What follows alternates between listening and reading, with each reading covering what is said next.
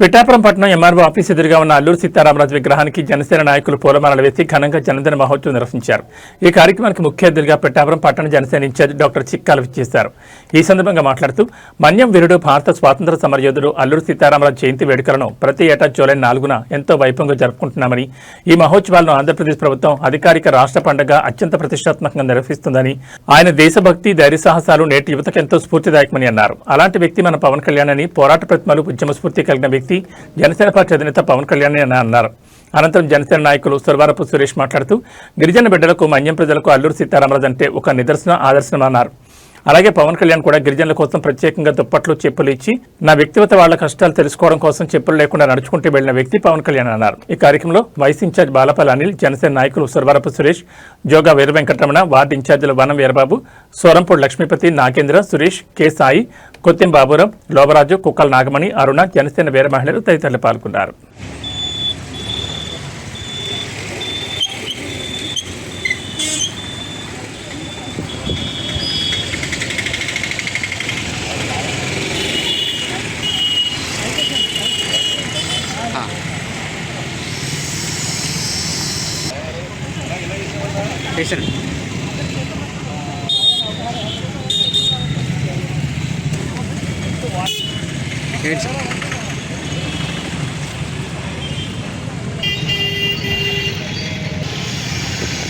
ఒకసారి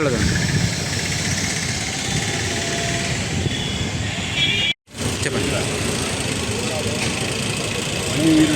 అల్లూరు సీతారామరాజు 130వ జయంతి సందర్భంగా, అలాగే మా పిఠాపురం నియోజకవర్గ ఎమ్మెల్యే గారి తరఫున, మా జనసేన తరఫున ఆయనకి అభినందనలు తెలియజేసుకున్నాం.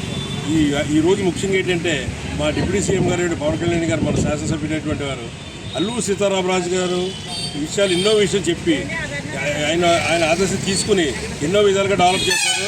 మీరు ఈ మధ్యన చూస్తుంటారు, గత 4-5 నెలల క్రితం మన్యంలోకి వెళ్ళి తాళకు వాళ్ళకి పాప చెప్పులు లేకపోతే చెప్పులు ఇచ్చి, అలాగే రోడ్లు వేయించి ఇవాళ మన్యాన్ని మేము ఉన్నాము, పవన్ కళ్యాణ్ ఉన్నారు, మా ప్రభుత్వం ఉందన్న ఉద్దేశంతో మంచి భరోసా ఇచ్చారు.